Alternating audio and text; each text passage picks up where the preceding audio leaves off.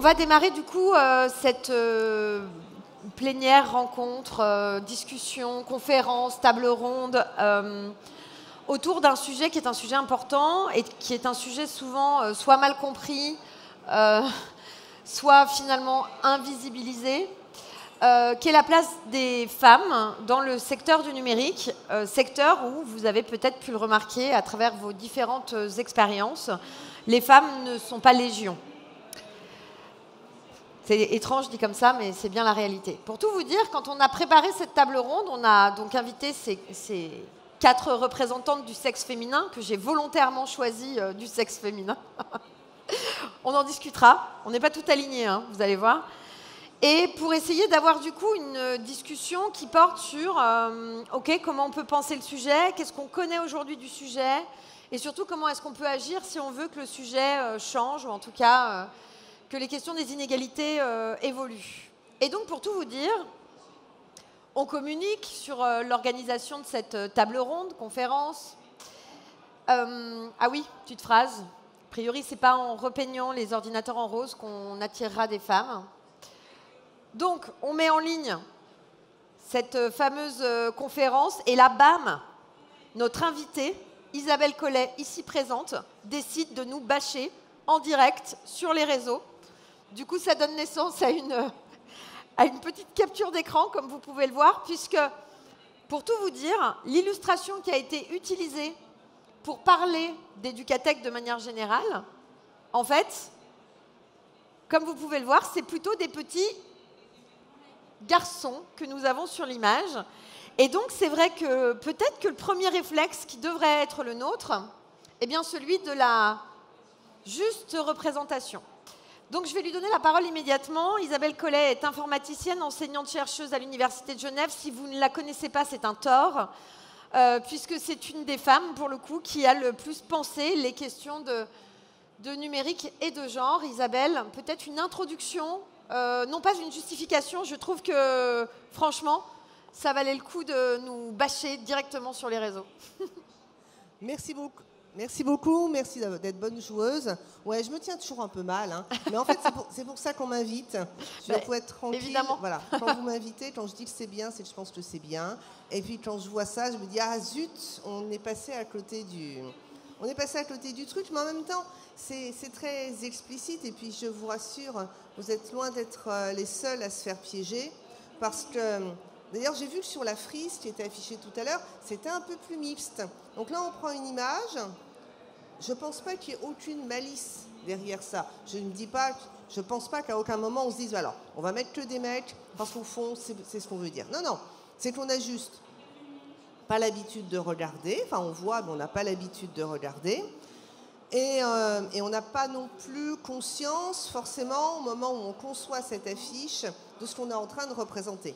Et donc là, en fait, il y a 2 responsables sur cette affiche. Il y a la personne qui a fait le graphisme, qui n'a pas réfléchi à ce qu'elle représentait, et la personne qui a signé le bon de commande, qui n'a pas réfléchi à ce qui était présenté. Mais c'est compliqué, c'est-à-dire c'est des vraies formations pour avoir l'habitude de savoir évaluer ces images. Et ces vraies formations, eh bien, malheureusement, dans la formation, elles sont un peu trop rares. Et moi, la première chose que je dis toujours, c'est former tous les enseignants et les enseignantes de manière obligatoire et évaluer aux questions de genre en éducation en général, dont dans le numérique, mais en général. Si on avait eu une formation un peu plus longue et sur ces questions-là, eh ben, dès que ce genre d'image apparaît, on se dit « Ah, zut, on est en train de rater le coup ». Là, vraiment le plus dommageable, c'est la seule personne qui n'est pas blanche sur cette image, elle n'est même pas en entier. C'est vraiment un message qui est difficile. Ouais, absolument entendu. Alors peut-être pour commencer du coup cette table ronde, je propose de revenir peut-être sur quelques données sociologiques. On en est où aujourd'hui en France des difficultés d'intégration des filles dans les métiers du numérique? État des lieux. Isabelle. Bon, en France, on est, allez, bon an, mal an, légèrement au-dessus de 15%, disons 18 à peu près, quelque chose comme ça. Soit dit en passant, c'est complètement la moyenne européenne. Voilà. Nous, en Suisse, on est à 10, donc ça peut vous rassurer, vous n'êtes pas les pires. Alors, certes, c'est la moyenne européenne, ça veut dire qu'on ne fait pas vraiment pire, mais évidemment, ça veut dire que les filles dans le numérique, il faut une loupe pour les voir. 18%, c'est vraiment tout petit. Dans les écoles d'ingénieurs, dans les IUT, BTS, c'est encore pire. Dans les formations à NSI, les chiffres sont vraiment très bas. NSI, c'est 3%, je crois. Voilà. Hein. Vu la pente, c'est ça. C'est-à-dire, on n'a pas le sentiment que les choses vont s'améliorer. Alors, qu'est-ce qui se passe ? Si on reste au niveau de l'état des lieux, ces filles étant ultra minoritaires, leur vécu dans ces formations n'est pas très sympa. Et je ne veux pas dire par là que la totalité des garçons sont harcelants, toxiques et désagréables. Hein, absolument pas. Mais vous imaginez, vous êtes 3, 4 filles sur une promo d'IUT de 120. Bon, bah, sur l'ensemble de ces... Parce que c'est à peu près ça, les chiffres. Hein, sur l'ensemble de ces garçons, si vous en avez 10 ou 12 qui sont toxiques, pour ces 3 filles, c'est temps plein, évidemment. Et sur ces garçons, si vous en avez la grosse majorité, c'est le cas, qui sont indifférents, et qui de temps en temps, vous savez, on fait une blague sexiste, parce que qui ne fait pas une blague sexiste de temps en temps? Mais vous imaginez, il suffit qu'il y ait 30 garçons qui font chacun une blague sexiste par jour, pour elles, c'est temps plein. Et donc c'est ça l'expérience quotidienne des filles dans les filières d'informatique. Leur expérience au quotidien, parce qu'elles sont ultra minoritaires, est désagréable. Et comme on n'attire pas les mouches avec du vinaigre, eh bien, tant que les filles savent parfaitement qu'elles seront ultra minoritaires, c'est difficile de leur dire « Allez, viens faire ce genre d'études, tu verras, c'est vraiment super ». Est-ce qu'on peut voir que les choses ont changé ces 10 dernières années? Est-ce qu'on assiste à une transformation ou est-ce qu'au contraire, ça va dans l'autre sens? Alors, la transformation à laquelle on assiste, c'est par exemple le fait qu'on est là. Voilà. C'est-à-dire que quand j'ai fait ma thèse il y a 20 ans, mais c'était un non-sujet. Voilà. Ouais. Ça intéressait mon jury de thèse. Bon, c'était déjà pas mal, hein, mais c'est-à-dire à peu près personne. Et quand j'allais dans des écoles d'informatique pour leur dire, bon, quand même, 15%, c'est pas terrible, la première chose qu'on me disait, c'est « Ah ben oui, j'avais pas remarqué ». Et la deuxième chose, c'est « Ouais, enfin, qu'est-ce que vous voulez, les filles, elles aiment pas, quoi. On va pas les forcer ». Bon, et puis un beau jour, ce beau jour, ça a été par exemple en 2015, quand la Société informatique de France, la CIF, a fait une journée d'études consacrée aux femmes dans l'informatique. Donc ça, c'était il y a 9 ans. Voilà. Où le directeur, ou un des membres du conseil d'administration de la CIF me dit « Bon, les femmes ont évidemment toutes les capacités, qu'est-ce qui fait qu'elles ne viennent pas? Ou plutôt, qu'est-ce qui fait que nous, on n'est pas suffisamment accueillants pour qu'elles aient envie de venir avec nous? À quel moment on est discriminant et qu'on ne s'en rend pas compte ?» Et voilà, et là, les choses changent. Donc ça, c'était 2015. L'accélération s'est poursuivie. Je dirais depuis 2019-2020, on a complètement changé de point de vue, de sorte que maintenant, on sait bien que ce n'est pas la faute des filles si elles ne veulent pas venir. Il faut encourager les filles. On est d'accord qu'il y a des stéréotypes qui ne sont pas en faveur des filles dans l'informatique, mais ce n'est pas ça la source. Il faut changer le système. C'est-à-dire qu'il faut passer de « fix the women », c'est-à-dire dire aux filles « Allez, courage, allez-y », ça marche marginalement. C'est d'ailleurs ce qu'on fait depuis 20 ans, ça marche marginalement, à « fix the system ». C'est-à-dire qu'est-ce qui fait que dans le système, actuellement, on n'est pas en capacité d'avoir des études informatiques suffisamment désirables pour que les filles s'inscrivent. Parce que si on pose les choses, on peut se demander aujourd'hui en France pourquoi les meilleurs élèves ne viennent pas en informatique. Parce que du temps où il existait un bac S et qu'on pouvait monitorer un peu les mentions bien et très bien, au bac S, en majorité, c'était les filles et elles étaient 45%. Donc très clairement, on peut se demander pourquoi les meilleurs élèves ne vont pas en informatique. Et alors pourquoi? C'est une bonne question. En gros, c'est un peu ce que je vous disais avant. Le fait qu'elles soient ultra minoritaires nous complique les choses. L'existence de stéréotypes complique également les choses. L'ensemble des messages qui sont transmis, ça c'est la goutte d'eau dans un océan de messages qui expliquent aux garçons qui sont à leur place et aux filles qu'elles n'y sont pas. Les représentations qui existent toujours chez les enseignants et les enseignantes, d'autant plus qu'ils n'ont pas été suffisamment formés, chez les chefs d'établissement, chez les responsables d'école. C'est très étonnant de voir encore les propos qui peuvent être tenus sur les filles ou les garçons quand on parle de filière d'informatique ou de maths. Moi, j'avais lu un article assez intéressant qui montrait que il y avait une idée quand même, un stéréotype très installé qui était que les métiers du numérique, c'était quand même un truc de garçons fulgurants, enfin de personnes fulgurantes, vous voyez, de gens extrêmement autodidactes, qui se construisent seuls, vous voyez, qui sont brillants en fait, hein, naturellement brillants. Et que les filles qui se revendiquent moins naturellement brillantes, mais beaucoup plus dans l'effort, le travail, du coup, se sentaient pas du tout à leur place dans cet environnement qui, par ailleurs, renvoie des stéréotypes du geek hyper connecté et parfois désocialisé. Alors absolument, c'est-à-dire, et en particulier ça se voit dans les filières de lycée, ces fameuses filières NSI, pour peu qu'il y ait un ou deux garçons qui ont appris à programmer très tôt, c'est comme, et je dis bien c'est un ou deux, hein, c'est pas tous les garçons, c'est comme si la totalité des garçons pouvaient se représenter, pouvait faire corps, et comme si sa compétence pouvait diffuser sur tous les garçons. Et les filles vont dire, ah ouais mais les garçons ils savent programmer depuis qu'ils ont 4 ans, moi j'y arrive pas. Pire, quand des filles disent, je vais pas prendre NSI parce que je sais pas programmer. Justement, normalement, justement. Mais quand on voit que des enseignants pris dans cette représentation alignent le niveau sur le niveau des garçons qui savent programmer depuis qu'ils ont 4 ans, effectivement, ces filles, elles rament pour 2 raisons. Parce qu'elles ne savent pas déjà programmer, et parce qu'en plus, elles ont le sentiment que c'est intrinsèque, elles ne sauront jamais, il fallait qu'elles le fassent avant. Mais qui diffuse ces stéréotypes? Ce que je veux dire par là, c'est que des fois on dit, il y a des stéréotypes, quelque part, dans l'air, ils influencent les filles. C'est comme si les stéréotypes sont des processus zombies. Vous voyez, on les a créés il y a longtemps, ils n'ont plus de cerveau, ils avancent tout seuls. Mais non, on les génère continuellement, on les renforce continuellement.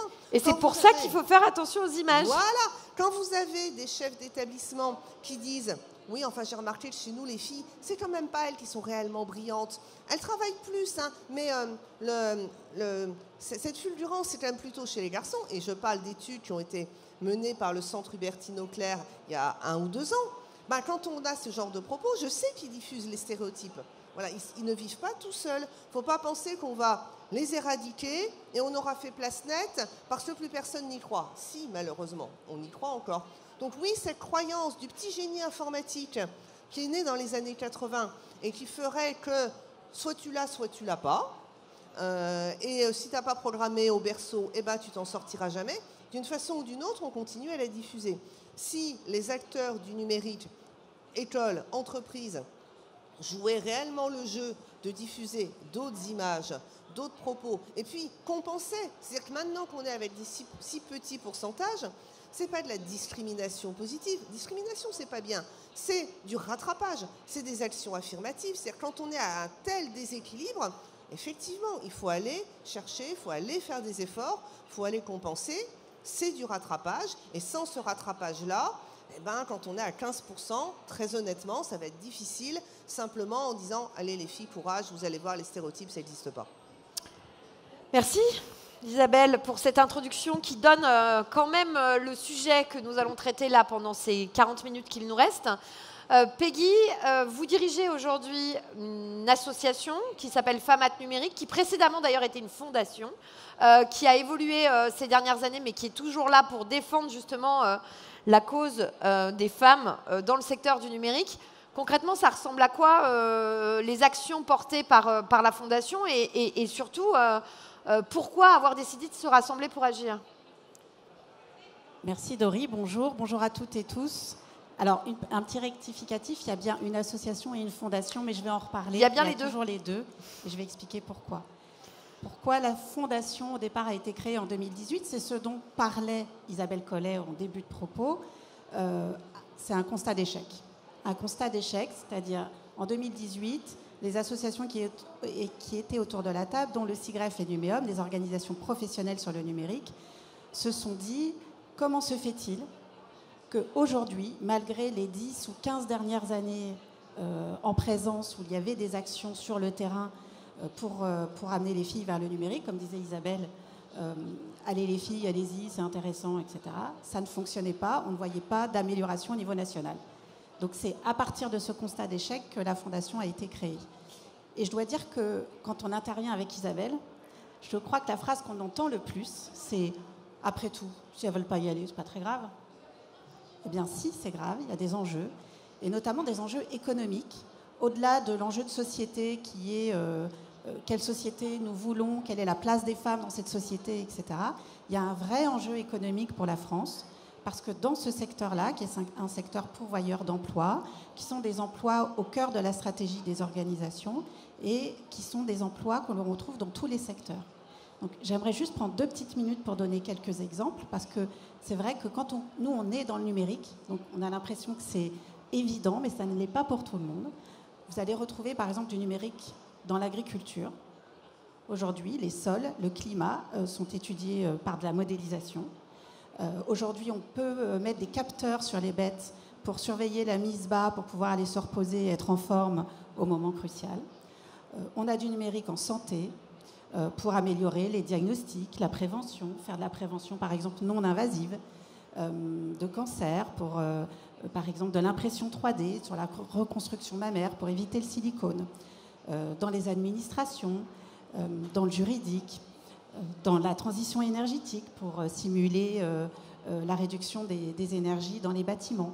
Donc on va le retrouver partout. Et si on ne veut pas en faire son métier à proprement parler, on va être de toute façon à un moment donné hommes ou femmes, impactés par le numérique. Donc c'est un enjeu économique. Aujourd'hui, nos entreprises, si elles veulent être compétitives, elles ne peuvent pas recruter assez de talents sur ce secteur-là, parce qu'il y a une désaffection des jeunes, et tout particulièrement des filles. Et puis évidemment, c'est un enjeu sociétal, puisque si on ne construit pas la société de demain à nous tous, les femmes représentant 52% de la population française, ça va évidemment poser des problèmes de conception des produits et des solutions qu'on mettra à notre disposition. Et notamment, on l'a vu sur le secteur de la santé. Donc c'est pour ça qu'a été créé FAMAT Numérique au tout début, en 2018, à partir de ce constat d'échec, avec une vraie volonté de changement d'échelle et donc d'impulser des projets qui se disséminent sur l'ensemble du territoire, avec cette volonté vraiment d'être impactants, donc de sélectionner des projets qui peuvent, sur l'ensemble du territoire, avoir un impact sur les élèves, les professeurs, les familles, les médias. Et donc, voilà, enfin, Isabelle était là à la création, entre autres, mais il y avait aussi toutes les organisations professionnelles et puis des associations qui travaillent sur le numérique. En quelques années, c'est une dizaine de projets financés par la Fondation et puis 25 000 élèves touchés par les actions qui sont portées par les associations qui ont été financées par la Fondation. Voilà. Et c'est aussi évidemment des actions pour aiguiller ce qui est fait au niveau des politiques publiques, puisque notre positionnement, c'est de dire qu'il n'y a pas de solution possible si ce n'est pas des actions multifactorielles, puisque les causes, on l'a vu, sont multifactorielles, donc il faut des solutions à tous les niveaux. Et donc nous travaillons avec notamment le ministère de l'Éducation nationale, mais également le ministère de l'Égalité, de l'Enseignement supérieur, pour qu'on ait vraiment à tous les échelons des actions qui puissent être opérées sur le territoire. Et cette année, nous avons organisé les premières assises nationales de la féminisation des métiers du numérique.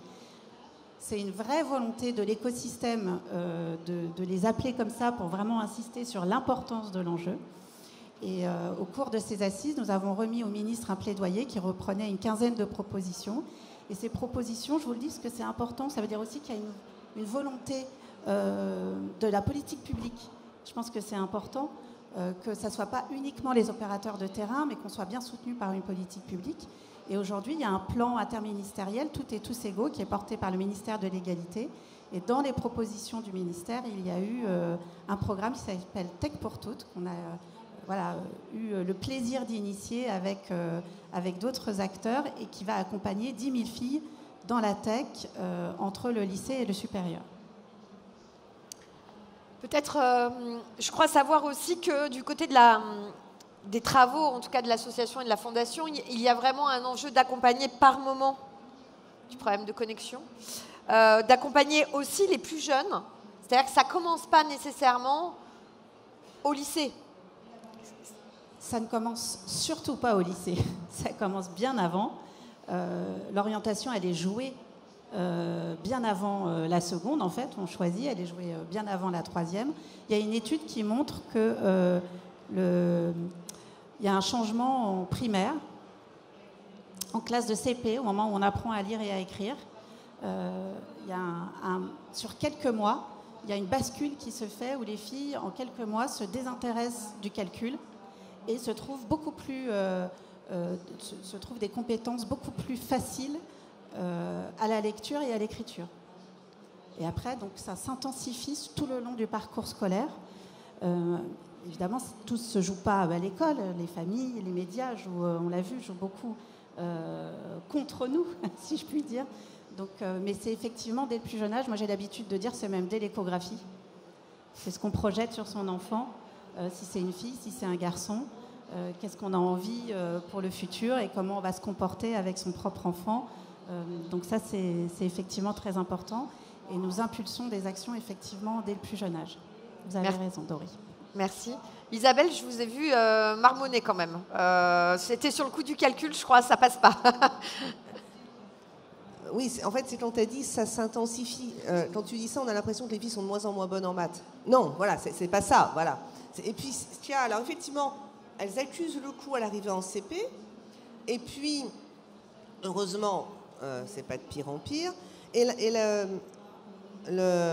l'orientation, ça se joue tout le temps. Voilà. C'est-à-dire, en fait, on s'aperçoit que là où les actions d'orientation sont les plus percutantes, la dimension la plus percutante, c'est la date à laquelle on le fait. Peut-être même encore plus que le contenu. C'est-à-dire, les élèves se construisent des représentations d'eux-mêmes dans le futur, effectivement, dès la primaire, dès que les parents voient l'écho et commencent à projeter sur eux. Et puis après, et parfois on a tendance à dire, mais c'est assez logique, hein, il faut déstéréotyper dès la primaire parce qu'on va générer des élèves qui auront des visions plus égalitaires. Mais non, mais ça ne marche pas parce qu'en fait, la société réinfluence sans arrêt les parents, l'école, etc. Et l'orientation, on la joue tout le temps. Et c'est-à-dire en seconde, au moment où on est angoissé, on se demande qu'est-ce qu'on va faire, au moment où on remplit Parcoursup et on se demande les décisions que je vais prendre aujourd'hui, elles vont être absolument fondamentales pour les années qui viennent, même si on peut se réorienter, c'est quand même moins simple, c'est là qu'on a quelque chose de déterminant à faire. Donc quand on est dans les petites classes primaires, etc., sensibiliser, histoire que ça existe dans le paysage, mais au moment où on met le paquet, c'est d'ailleurs ce qu'en font les actions de Femmes Maths Numérique, c'est surtout sur les paliers d'orientation que les actions ont été faites. Au moment où on se pose des questions, c'est là qu'il faut venir en disant « Ok, peut-être l'informatique, ce n'était pas ta première idée. » Parce qu'effectivement, il y a de bonnes raisons que ce ne soit pas ta première idée. Étant de bonnes raisons, je veux dire des raisons rationnelles. Tout au long de la vie, ce n'est pas ce qu'on t'a présenté. Mais quand même, si ça se trouve, c'est peut-être pas mal. Si ça se trouve, on peut y aller. Et là, on peut construire sur un passé à l'école en particulier ou en périscolaire où on a vu que l'informatique, c'était sympa. Mais ça ne suffira pas. Pour avoir cette bascule-là, il faut agir sur les paliers d'orientation. Parce que les filles, elles sont peut-être meilleures en français qu'en maths, mais elles sont quand même très bonnes en maths. Voilà. Et en gros, quand on a cette logique, de dire « va là où tu es la meilleure », ben non, c'est pas forcément la bonne stratégie. Parce que tu es quand même très bonne en maths. Oui, merci Isabelle d'avoir apporté cette précision. C'est la désaffection qui s'intensifie, voilà. Effectivement. Delphine, justement, puisqu'on parle d'éducation et on parle de la manière dont ça se passe à l'école. Donc Delphine, comment on dit Stucchi Stucchi. On m'entend là Est-ce que ça fonctionne ce micro ? Est-ce que vous m'entendez ? Ouais, là, on vous entend très bien. Donc, c'est Stucchi. Alors, Delphine, vous travaillez, vous êtes déléguée académique au numérique adjointe, c'est-à-dire qu'en gros, vous travaillez pour une DAN de l'Académie de Paris, les directions académiques au numérique, on l'a dit, et vous pilotez un programme. Vous êtes par ailleurs ingénieur pédagogique et de formation, et vous êtes particulièrement engagée sur les questions d'égalité et de projets en lien avec l'accès des filles dans les filières numériques. Oui, merci beaucoup pour votre invitation et ravi d'être aux côtés de Isabelle, Oriane et Peggy. Alors oui, par rapport à tout ce que j'ai entendu, je me rejoins complètement à ce qui a été dit. Et la DAN est une action éducative. Et dans action éducative, il y a action. Et nous menons de nombreuses actions justement par rapport à ce constat que nous avons fait suite à une étude avec donc mon chef qui s'appelle Philippe Taillard. Et sur le nombre de filles en NSI, en première et terminale. Donc cette étude que nous avons menée sur l'Académie de Paris, c'est pas au national, sur l'Académie de Paris, nous en avons tiré effectivement certaines hypothèses sur pourquoi nos jeunes filles donc, ne vont pas déjà, sont pas très nombreuses à aller en première enseignement spécialité NSI, donc choisir l'enseignement de spécialité NSI, et puis après, on en perd énormément en terminale. Donc il faut savoir que, déjà je vais poser cet élément qu'on s'accorde, on est nombreux à s'accorder, c'est que la réforme du bac n'a pas aidé, donc il n'a vraiment accéléré cette non-envie ou oui, peut-être non-envie des jeunes filles d'aller dans les métiers du numérique. Ça, c'est déjà un premier élément. Pourquoi ? Parce que SNT en seconde, enseignement de spécialité NSI en première, et puis on passe de 3 enseignements de spécialité en première à 2 en terminale. Et souvent, les jeunes filles, et puis il y a aussi donc le jeu de Parcoursup et des études supérieures qui fait qu'à l'affichage, les jeunes filles qui sont d'excellentes élèves, qui veulent faire donc des études, donc des prépas, eh bien NSI n'est pas affiché. Donc les métiers du numérique ne sont pas affichés dans les études supérieures. Donc déjà, passage de 3 à 2, on perd des jeunes filles. Ensuite, Parcoursup, l'affichage des formations dans le supérieur, NSI n'est pas affiché. Les parents, le poids des parents qui est très prégnant chez nos jeunes filles plus que chez les garçons. Donc ça, ce sont des hypothèses. Hein. Bon, voilà. Mais souvent, elles écoutent plus papa et maman que les jeunes garçons. Et puis la représentation, Isabelle Collet le disait bien, la représentation à l'éducation nationale. Qui enseigne au collège la technologie ? Quels sont les enseignants ? Ce sont une majeure partie d'hommes qui enseignent la technologie. Comment une jeune fille peut se retrouver dans l'enseignement de technologie quand on va leur demander de fabriquer un robot? Alors, s'il y a des enseignants de technologie, je suis ravie, hein, c'est très bien. Et ce qu'il faut voir, c'est qu'il y a derrière, chez la jeune fille, un besoin de se représenter et de donner du sens à ce qu'elle fait, plus que chez un jeune garçon. Donc, il y a cette représentation, donc dans ce qui est fait pédagogiquement, donc c'est très important. Et puis, donc, cette problématique donc, de la représentation de l'enseignant se retrouve aussi donc, chez l'enseignant de SNT et l'enseignant de NSI. Voilà.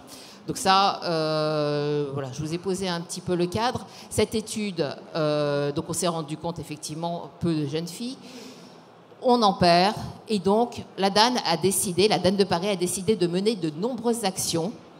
Donc voilà, merci Dory. De nombreuses actions sur l'Académie de Paris. Donc depuis 2 ans et demi, 3 ans, je suis à la DAN, 2 ans et demi que je porte ces actions avec Philippe Taillard.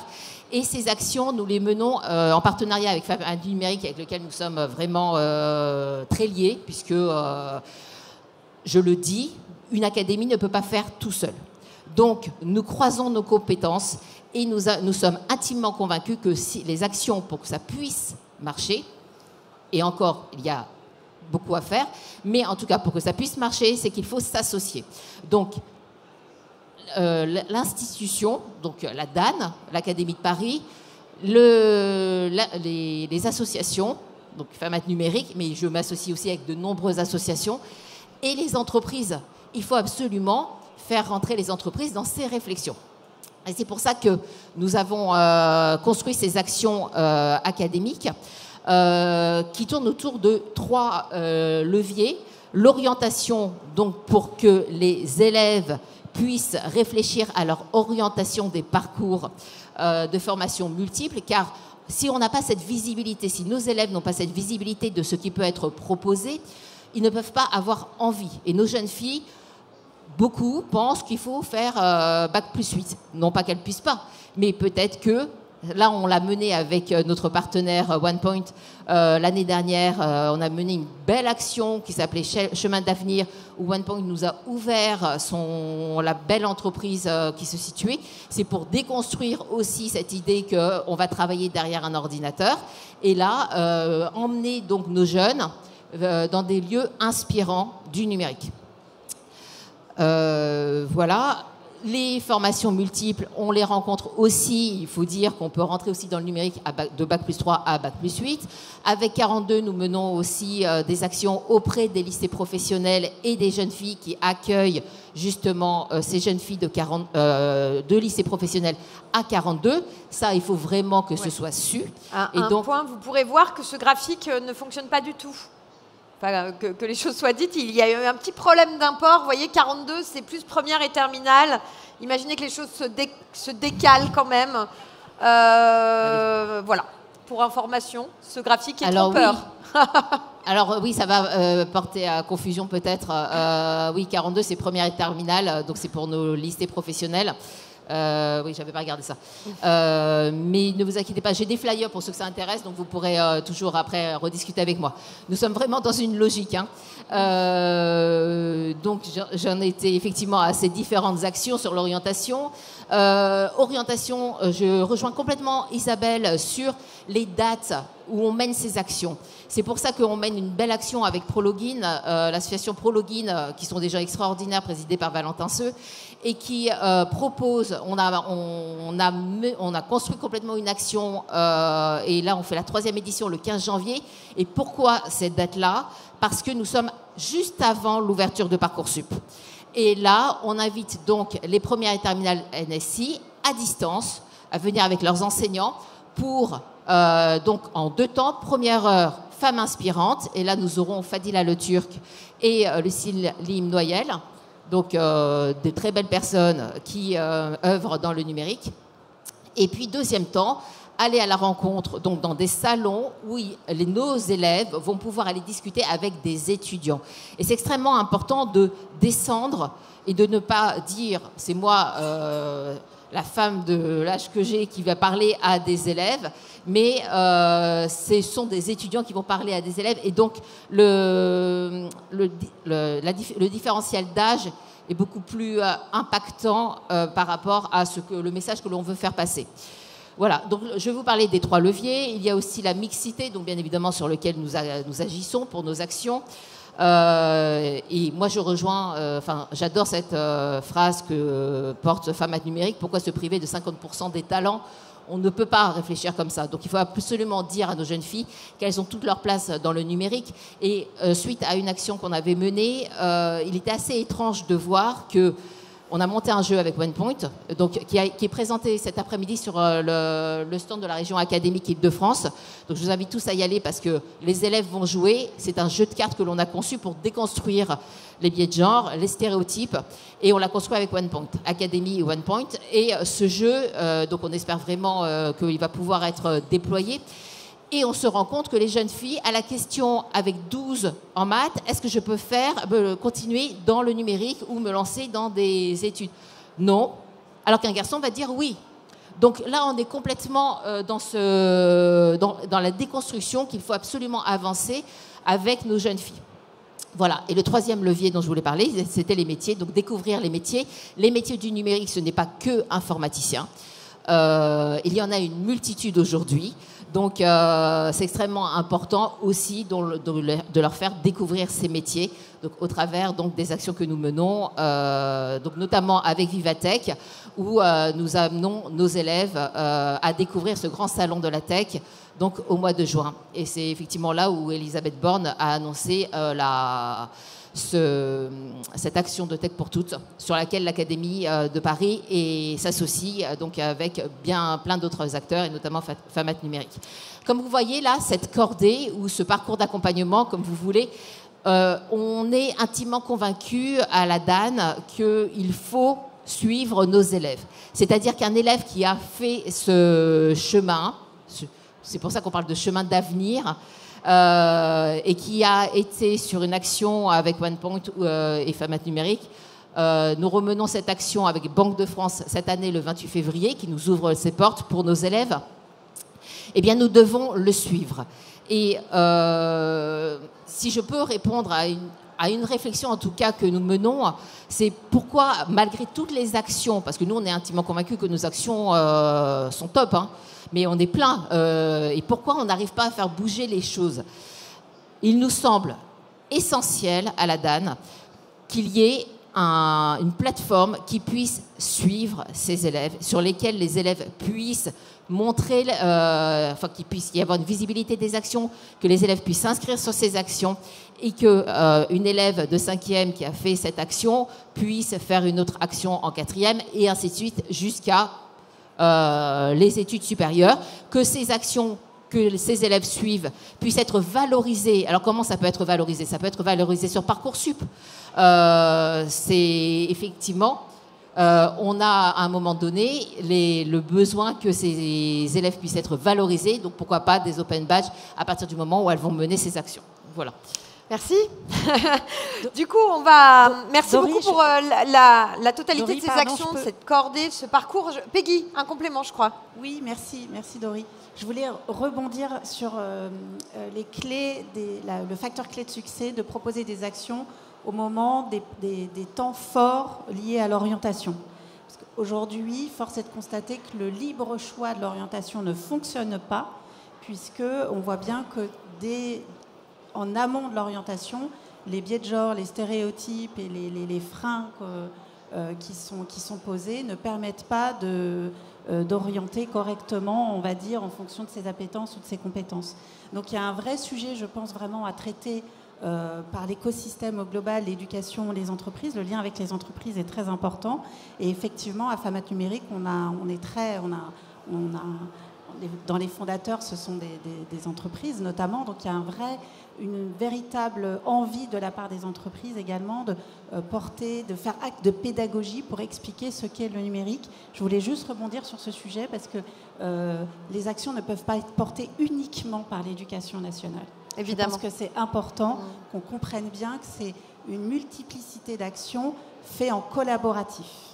Eh bien, en fait, j'ai l'impression, Peggy, que vous avez décidé de me faciliter la tâche. On accueille, et il manque un N, on peut le corriger, Oriane Ledroit, déléguée générale. C'est un problème de visibilité. Pardon, j'ai pas entendu.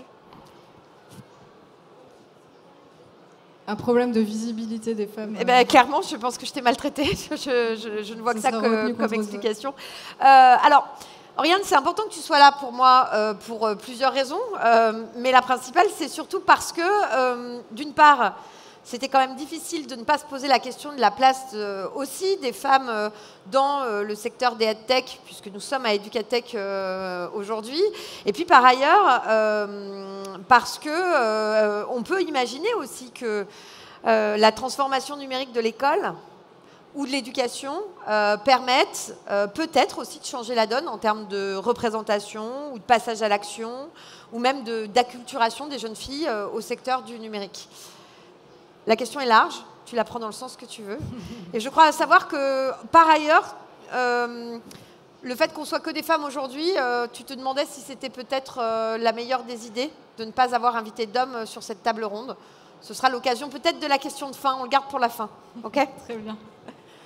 Alors, EdTech France, c'est l'association de la filière des entreprises de la EdTech qui interviennent à la fois sur l'éducation, l'enseignement supérieur et la formation professionnelle. J'y reviendrai. Plusieurs points. Je pense que le sujet de femmes et numérique, c'est un sujet qui se heurte à deux problèmes majeurs en France. Le premier problème, c'est qu'on a trop tendance à considérer la transformation numérique comme une transformation uniquement technologique. Et le deuxième, c'est qu'on a trop tendance à oublier que la transformation, ou en tout cas la prise en compte d'une meilleure égalité entre les femmes et les hommes est aussi un enjeu sociétal. En gros, on a deux sujets de transformation sociétale et culturelle qui s'additionnent quand on parle de numérique et femmes. Et je pense que c'est ça qui met une difficulté supplémentaire, ou en tout cas importante, au traitement et à la capacité à apporter des solutions. Parce que, évidemment, une double transformation culturelle et sociale, apporter des réponses, c'est pas appuyer sur un bouton, décider de mettre de l'argent et ça roule ma poule. Donc, malgré tout ce qui se passe, malgré toutes les initiatives qui ont été décrites, malgré un certain nombre de choses que je pourrais dire sur la tech, en fait, ça va pas du tout. Et franchement, c'est super bien de faire une table ronde, mais ça ne va pas du tout. Et c'est vrai que moi, je m'interrogeais sur le fait que cette table ronde soit réservée aux hommes, enfin soit réservée aux femmes et ne mette pas un homme aussi en situation de dire des choses. Alors on m'a expliqué que c'est parce qu'on avait un problème de visibilité des femmes sur les tables rondes et qu'on en avait marre d'écouter les hommes. Je suis assez d'accord sur ce point. En revanche, j'aimerais bien écouter quelques hommes sur ce sujet. Donc voilà. Note pour plus tard. Je le note pour plus tard. On a échangé trop tard, Dori. Et pourtant, on se connaît bien. Donc voilà, c'est vraiment... quand je parle de transformation culturelle et sociétale du numérique, c'est ne pas voir le numérique comme juste une série d'infrastructures, une série de nouveaux équipements et de nouveaux outils, mais bien des nouvelles façons de faire, des nouvelles façons de repenser notre rapport aux autres, des nouvelles façons de repenser notre rapport au temps, au monde, etc. Et tout ça, en fait, c'est une modification de nos réflexions, notre façon de penser. Et en fait, c'est voilà, prendre la transformation numérique que sous un angle technologique, c'est clairement se planter. Avec Dori, on a beaucoup travaillé sur la question de l'inclusion numérique. Pourquoi l'inclusion numérique est un problème ? C'est-à-dire pourquoi on a encore des personnes qui, par exemple, ne peuvent plus accéder aux services publics parce qu'on les a dématérialisés sans imaginer qu'il y avait des personnes qui ne sauraient pas faire. C'est justement parce qu'on a pensé l'infrastructure, la technologie, l'outil, la démarche, et pas du tout les usages. Et donc sur l'égalité homme-femme, je pense que c'est exactement le sujet. C'est vraiment un sujet très long d'histoire, de construction historique, de construction et d'invisibilisation des femmes progressives dans l'histoire, d'invisibilisation aussi des femmes dans la tech, parce qu'elles étaient nombreuses à être au démarrage finalement d'un certain nombre d'innovations. Et que tout ça se superposant, ça rend très complexe les solutions qu'on peut apporter. Dans la tech, 3 choses. 1, ce sont 3 choses. Premièrement, il y a des entreprises qui sont portées par des femmes et qui sont technologiquement performantes et innovantes, en termes de modèles économiques très robustes, et qui sont à la fois des solutions françaises qui se déploient, mais qui se déploient aussi à l'international. Donc, rôle modèle, capacité à mettre en avant ces personnes et capacité à donner à voir et sans doute à permettre à d'autres de se projeter. On a une personne dans la salle, Aude Guénaud, qui est là, qui savait que j'allais la citer, donc qui est venue pour ça.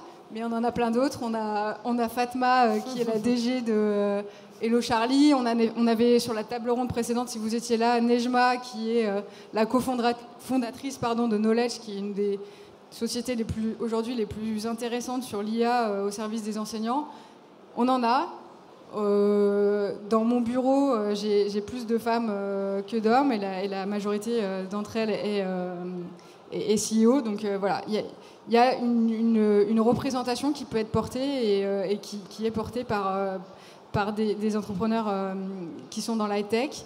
Deuxième point, on a un certain nombre de solutions qui utilisent le numérique et la technologie sur l'orientation, donc sur les métiers, sur l'accompagnement du choix des enfants et des élèves dans les métiers, et qui vont aussi permettre de régler, ou en tout cas de ne pas intérioriser un certain nombre de biais ou de stéréotypes qu'on peut avoir, et donc qui vont outiller les enseignants dans leur nouvelle responsabilité d'accompagnement de l'orientation. Donc ça, c'est un apport. Et troisième point dans l'utilité de la tech, ou le rôle de la tech dans ce combat, c'est qu'on a des entreprises dans la tech qui sont des entreprises qui rendent encore plus accessible la formation professionnelle à des personnes qui en sont éloignées, parce qu'elles sont éloignées de centres de formation, c'est l'éloignement géographique, parce qu'elles vont être éloignées, parce qu'elles ont des contraintes personnelles qui vont être trop fortes et donc ne permettent pas d'aller sur des temps en journée de formation. Et c'est souvent les femmes, notamment les femmes mères avec enfants. Et donc on a plein d'entreprises, je citerai Open Classrooms, qui est peut-être celle que vous connaissez le plus, qui font de la formation à distance, 100% en ligne, avec des taux et de certification, enfin de diplomation, donc de certification à la fin des parcours qui sont proposés, et d'insertion dans l'emploi qui sont au moins et souvent meilleurs qu'un certain nombre de grands organismes de formation ou d'organismes de formation traditionnels physiques. Et aussi, on en a qui font de la formation d'ailleurs à l'entrepreneuriat, et donc en ligne, et qui vont dépasser un certain nombre de freins que souvent, malheureusement, on peut avoir quand on est femme. Et donc ça contribue à former un certain nombre de personnes, c'est souvent aussi sur les métiers de la tech, des femmes à des métiers qui sont, comme on l'a dit aussi, pourvoyeurs. Enfin, aujourd'hui, c'est des métiers en tension, donc on en a besoin. Pardon de cet emportement, mais le pays en a besoin. Et donc, c'est très bien si on arrive, avec des solutions de la tech qui sont performantes, à former des femmes sur ces métiers-là. Et je pense que c'est un enjeu économique, c'est un enjeu aussi de capacité à innover. On sait que si on se prive des femmes dans l'innovation, en fait, on se privera de notre capacité à être créatif, à combattre dans la compétition internationale sur l'IA, sur toutes les innovations aujourd'hui tech qui émergent et qui vont être transformatives de manière très très puissante. Et voilà, je pense que j'ai dit 3 points sur la tech, 1 point sur le fait que j'étais absolument pas d'accord qu'il n'y ait pas d'hommes dans cette table, et le fait que c'est vraiment une révolution. C'est compliqué à adresser, mais faut pas lâcher parce que ça craint. Alors merci à toutes les 4 déjà pour ce propos plus qu'introductif. C'était très important pour moi justement de mettre autour de cette table ronde 4 femmes qui agissent, qui mènent des projets et qui défendent de manière assez juste les questions d'égalité entre les filles et les garçons, et en particulier sur les questions d'orientation dans les filières numériques. Je vais vous parler un peu de moi, mais très rapidement. Je m'appelle donc Dory Bruyas, mon prénom a été évoqué plusieurs fois. Je suis directrice d'une structure à Lyon qui fait de l'éducation au numérique. Et par ailleurs, il se trouve que j'ai fondé une association qui s'appelle Elle Digital à Lyon et qui se pose la question de la place des femmes dans le secteur du numérique. Et que j'ai réalisé des tonnes de dispositifs pédagogiques, dont un container, pour ceux qui l'ont vu passer, qui s'intéresse aussi au métier du numérique et qui s'appelle Parallax 2050, etc. C'est mon métier que de travailler ce sujet-là, d'être sur ces sujets éducatifs. Et moi, je suis absolument désespérée. Je l'ai dit. Non, il ne faut pas. Et en plus, j'ai 3 fils, donc j'ai l'impression que j'ai alimenté, qui vont certainement finir dans l'informatique, vous voyez. J'ai l'impression que j'ai alimenté bref. Du coup, je me demande dans quelle mesure nous ne sommes pas aujourd'hui obligés de rentrer en radicalité. D'où les 4 femmes. Chaque fois qu'il y a un mec sur une table ronde, il parle plus que les femmes, il a fait plus de trucs que les femmes, il prend plus de place que les femmes. Il y en a marre. Donc, et après, on va dire que moi, je prends de la place, que je suis hystérique et tout ça. Bref, insupportable. Donc, non, je ne suis pas si hystérique, mais des fois, bon, bref. Tout ça pour dire que le sujet, pour moi, c'est celui de la radicalité. C'est-à-dire, les chiffres ne changent pas de manière... voilà. Ça fait des années que moi, je monte des projets. Elle Digital, ça a 10 ans. On est sur le point presque de fermer parce qu'en fait, on n'a pas de modèle économique, parce que ça reste des activités quand même assez laborieuses, etc. Donc, en vrai, je me dis, il y a quelque chose qui ne s'est pas passé. Donc, c'est là qu'on va jouer au jeu de la radicalité. Moi, mon idée de radicalité, elle est un peu naze. C'est de mettre juste 4 femmes sur une table ronde. J'imagine qu'il y a des choses plus radicales à faire. Et je veux bien qu'on essaye de les imaginer. D'ailleurs, si vous voulez prendre la parole et que vous avez des idées de radicalité, je les prends. Mais la question c'est, si on veut changer la donne, si on veut sortir des 15%, si on veut que, on l'a dit, NSI, etc. Ok, il y a des actions qui sont institutionnelles, portées par l'institution, etc.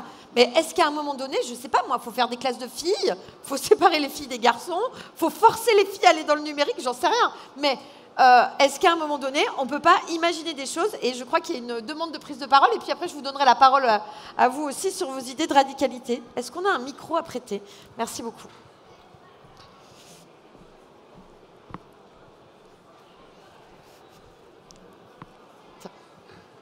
Oui, bonjour. Colette Guillopé, Association Femmes et Mathématiques et Femmes et Sciences. Je pense qu'il faut vraiment obtenir... mais vraiment, parce que c'est dans l'air du temps, qu'il y ait des quotas. Et on arrête. Et on ne dit pas, il y a des quotas en politique, on ne dit pas les femmes sont nulles. Il faut vraiment des quotas partout. Les femmes ne sont pas nulles. J'espère bien. Non mais, attendez. Les hommes, ils sont aussi nuls que les femmes si on y va comme ça. On recrute des hommes, on met toujours les femmes en deuxième, en troisième. Ah ben ouais, mais elles sont nulles, elles vont avoir des enfants, gna gna gna gna. Mais les hommes, ils sont aussi nuls, mais ils sont premiers. Ils passent tout le temps. Merci. Merci. Alors Isabelle, peut-être un commentaire sur les quotas parce que c'est un peu... J'adore quand on me demande à parler des quotas, c'est vraiment... Alors, effectivement, chaque fois qu'on parle des quotas, qu'est-ce qu'on entend? On ne va pas recruter des femmes moins bonnes à la place des hommes. Et deuxièmement, en tant que femme, c'est je ne voudrais pas être recrutée parce que je suis une femme et je veux être recrutée pour mes compétences. Alors sur ce deuxième point, on va être très clair. Moi, je préfère être recrutée parce que je suis une femme que pas recrutée parce que je suis une femme, d'une part. D'autre part, quand les femmes sont recrutées, même quand ce n'est pas par quota, on dit « ouais, mais t'es là parce que t'es une femme ». Donc, quitte à prendre, autant prendre pour quelque chose. Dans les écoles, les filles qui ne sont pas du tout recrutées par quota, elles entendent « ah ouais, mais alors pour avoir une bonne note, ici, il suffit d'être une fille ». Donc, de toute façon, par quota ou sans quota, notre légitimité est discutée. Donc, il faut arrêter d'avoir des scrupules là-dessus. Et de l'autre côté, comme je disais tout à l'heure, du temps où il y avait un bac S, les mentions bien et très bien étaient tenues en majorité par les femmes. Vous mettez un quota, vous montez le niveau. Voilà. Donc, cette idée que le quota risquerait de mettre en danger je ne sais pas quoi, elle est absolument fausse. Le problème du quota, c'est qu'effectivement, et ça c'est vrai quel que soit le type de quota, ça va transformer radicalement les institutions, c'est-à-dire que les promos, les filières, les écoles, les métiers ne vont plus ressembler, les personnes qui y sont ne vont plus ressembler à ce qu'elles étaient. Et est-ce que les personnes qui ont été choisies par ces institutions sont prêtes à se dire eh ben, si ça se trouve, si le jeu avait été fair-play, c'est pas moi qu'on aurait choisi. Et ça, c'est difficile de se dire. C'est parce qu'on est tous là, parce qu'on a été méritants et méritantes. C'était difficile, on est arrivé là. Ok, moi je suis arrivée là, certes en tant que femme, mais aussi en tant que femme blanche de milieux socio-professionnels favorisés. Je ne me suis battue qu'avec les personnes de mon niveau socio-professionnel et de mon ethnie, il faut être lucide. Donc, est-ce qu'on est prêt à admettre que la société, l'association, l'entreprise qui nous a distingués, eh ben, ne nous distinguerait peut-être plus quand le jeu sera fair-play. Il faut assumer ça, et ça peut venir que d'en haut, et tant qu'on n'est pas prêt à accepter ces transformations, bah, c'est compliqué. Peggy, un commentaire, je crois, et puis on verra s'il y a d'autres idées de radicalité. Alors moi, je voudrais bien savoir combien il y a d'hommes dans la salle aujourd'hui. Est-ce que vous pouvez lever la main, s'il vous plaît, messieurs? Est-ce que vous pouvez lever la main? Bon. Vous êtes une minorité. Donc, en fait... Une minorité sympa, mais une minorité quand même. Oui. Merci. Merci à vous. Merci à vous. Oui. Est-ce qu'on peut les applaudir? Tiens, c'est une très bonne idée. Il faut aussi les applaudir. Merci. Mais bon, est-ce qu'on applaudit les femmes aussi qui sont présentes? Moi, j'ai jamais été applaudie quand j'étais en informatique et que j'étais seule femme. Hein. Ouais. Eh bien, c'est bien dommage, on aurait dû le faire. Est-ce qu'on peut applaudir Isabelle Collet maintenant? Pour compenser ces non-applaudissements précédents. Voilà. Peggy. L'idée, on a plusieurs convictions à Femmes Numérique, mais une de nos convictions, c'est l'homme allié. Parce qu'en fait, effectivement, il faut de toute façon faire des choses exclusivement pour les filles et pour les femmes. Je crois que ça, on est toutes et tous d'accord là-dessus. Mais à un moment donné, il faut se remettre en mixité et il faut aller convaincre les hommes. Et c'est pour ça que je vous demandais combien vous étiez aujourd'hui, parce que c'est vraiment notre challenge aujourd'hui. C'est que les hommes soient aussi convaincus que nous qu'il est indispensable d'être en mixité sur ce type de métier. Un commentaire ? Alors, pas un commentaire, juste effectivement, avec Peggy, on est totalement en phase, puisque la DAN de Paris, les actions qu'elle mène, c'est toujours avec la classe entière. Nous refusons effectivement de faire un distinguo filles-garçons, et il faut. C'est notre réflexion, sauf une que nous valorisons, mais il faut effectivement acculturer aussi nos jeunes garçons à cette problématique, et c'est pour ça qu'on mène les actions sur la classe entière. Il y a une action que nous valorisons, c'est celle de Prologin avec les stages Girls Can Code, où effectivement les jeunes filles sont en stage, donc entre filles, accompagnées par des étudiants de l'association Prologin, et où on les remet en confiance face à la programmation. Et là, elles sont effectivement dans un cadre totalement de jeunes filles, où effectivement elles disent qu'elles ont besoin de ces moments-là pour libérer la parole, pour se dire que je ne suis pas nulle, que je peux poser toutes les questions et que je n'ai pas le regard des garçons qui pèsent sur moi. Mais les autres actions, c'est la classe entière. Ok. Oriane, je crois que tu dois partir. C'est ce que tu étais en train de me dire avec les... Peut-être un dernier mot, toi, sur la radicalité, et puis peut-être qu'on prendra une dernière question. Je suis un peu fâchée comme j'ai pas 2 N. Non, je pense qu'il faut de la radicalité parce que je pense que ça aide à faire bouger. Peut-être un dernier point qui est important, surtout à Educatech. Plus on mettra du numérique dans des usages raisonnés, raisonnables et au service évidemment de l'éducation, c'est-à-dire pas n'importe comment, pas pour n'importe quoi, etc. Dans les écoles,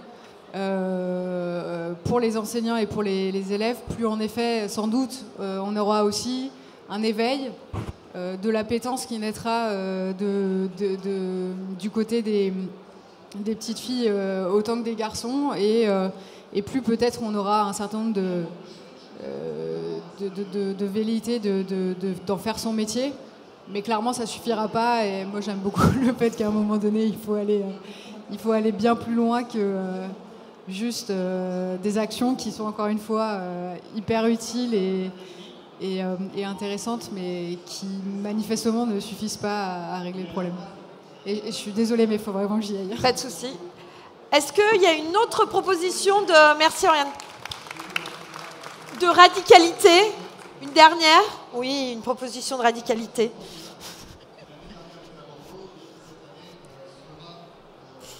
Tenez. Merci. Louisa Cursi, chef de projet innovation chez Mobisis. C'est une solution de radicalité, mais qui ne se situe pas exactement au même niveau. Je vais m'appuyer sur quelques chiffres en fait, pour parler de ça. En début de semaine, il y a eu le résultat des évaluations nationales, au collège notamment, en 4e. Et donc, on a dans le tableau des élèves de 4e qui se sentent prêts pour réussir leur année scolaire. Les filles qui sont à 63%, contre 72% pour les garçons. Et juste après, on va avoir les résultats pour les maths, avec une distinction, une jolie distinction qui est faite, filles-garçons, avec des garçons qui sont plus du coup compétents en maths apparemment.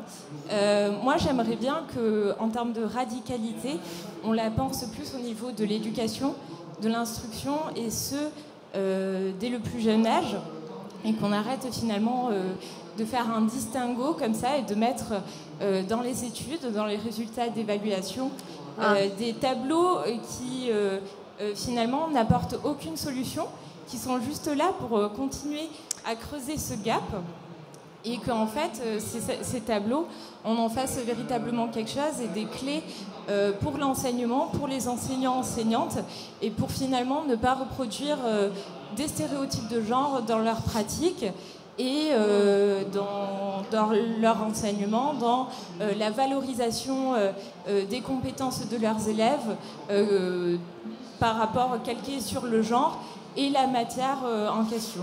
C'est intéressant. Ce que vous dites, c'est qu'en gros, les données produites qui sont genrées, parce qu'elles sont produites et diffusées, réaffirment du coup potentiellement les inégalités et donc du coup ont tendance plutôt à accentuer le phénomène. Si elles sont pas, effectivement elles ne sont pas discutées, s'il n'y a pas de solution apportée à ça, des moyens et des choses clés en main pour les enseignants, enseignantes, des formations. Pour ça, évidemment, on va pas y arriver juste en disant ah bah oui, ils sont plus forts en maths, quoi. Ok, super, merci beaucoup. Un autre commentaire du coup sur le... C'est pas de la radicalité, c'est d'abord deux constats et quelque chose qui est mis en place. Premier constat, on est le dernier jour. C'est le jour où il y a le moins de monde. Et moi, j'ai plein de gens qui voulaient être là, mais en général, ils sont là les 2 premiers jours et pas... Voilà. Ouais. Deuxième chose, pour les autres conférences qui ont lieu ici, il y avait une application sur laquelle on pouvait commenter en direct et tout. On voit bien que là, c'est pas du tout le même format qui est mis en place. Ça, c'est juste du constat. Sinon, je voulais juste parler d'une action qui est mise en place par ADN Ouest. ADN Ouest, c'est une association en lien avec tous les métiers du numérique pour l'Ouest de la France. Je ne fais pas partie d'ADN Ouest. Moi, je suis chef de projet collège numérique au département de Vendée. Mais ADN Ouest met en place, et donc c'est les entreprises du numérique qui se déplacent pour mettre en place des Girls Are Coding, donc ce que vous parliez, mais que pour les filles, effectivement. Et en tout cas, le conseil départemental suit ces projets, et nous, on accompagne également, et on participe aux différentes tables rondes. Donc je pense que ce qui est aussi important, c'est de mettre en lien les métiers et arrêter de cloisonner. Et il faut justement faire en sorte que les entreprises, là ce sont des entreprises qui cherchent à recruter justement des filles et qui vont participer à tous ces Girls Are Coding et à autres des activités spécifiques pour les filles. Je ne sais pas si c'est de la ridiculité, mais en tout cas c'est une ouverture. Ok, merci beaucoup. On va être obligé de s'arrêter là. On a eu quelques propositions. Peut-être vous laisser le mot de la fin à toutes les trois, de manière très synthétique, parce qu'on est vraiment sur la fin. Et moi, je note les propositions pour l'année prochaine, si ça doit avoir lieu. Au sein de FAMAT Numérique, on a proposé aux associations des territoires de travailler autour d'un continuum d'actions de sensibilisation et d'accompagnement des jeunes filles au sein des établissements, avec des propositions clés en main proposées aux directeurs et directrices d'établissements scolaires. Donc, voilà, mise en place, j'espère, dès 2024. Donc, on peut se donner rendez-vous peut-être l'année prochaine, en ouverture, au premier jour et pas au dernier. Comme ça, ce sera fait. Alors moi, je fais partie du Haut Conseil à l'égalité. Le Haut Conseil à l'égalité a sorti il y a 10 jours son rapport qui s'appelle « La femme invisible » sur la place des femmes dans le numérique. Je pense que le titre du rapport vous donne une idée du contenu du rapport. Il ne parle pas seulement des femmes dans les métiers du numérique, mais aussi de comment les femmes sont traitées sur les réseaux, de comment les contenus sont sexistes, de la haine en ligne, de la difficulté à prendre la parole, de la pornographie sur les réseaux. Enfin bref, c'est vraiment un rapport global sur la question des femmes en ligne, qui produit les contenus, qui travaillent, etc. On a fait une série de recommandations dont je suis assez satisfaite de l'énergie, ou de la radicalité, on va dire. Donc allez regarder le rapport du HCE, et on espère que ce rapport sera force de proposition et de révolution grâce à ces recommandations. Merci. Delphine, pour finir. Oui, alors donc nous, juste pour conclure, il faut vraiment penser la valorisation des actions que nous menons auprès des jeunes filles. Il faut vraiment les valoriser. Il faut vraiment réfléchir à cette plateforme de suivi des élèves, la valoriser d'une façon ou d'une autre pour qu'après, elles puissent continuer les études. Et je voulais juste conclure pour dire que les actions que nous portons, donc vous l'aurez compris, en partenariat avec le monde associatif et l'entrepreneuriat, ont été présentées à Madame la Ministre. Donc j'ai eu l'occasion de la présenter, Madame la Ministre Bérangère Couillard, voilà, qui est très intéressée par les actions que nous menons sur l'Académie de Paris. Merci. Merci à tous, merci à toutes. Bonne fin de Educatech, profitez-en bien. Et si vous voyez des illustrations qui ne conviennent pas, vous pouvez les signaler auprès d'Isabelle Collet, qui se fera un plaisir d'aller voir les personnes en question. Comptez sur moi. Merci.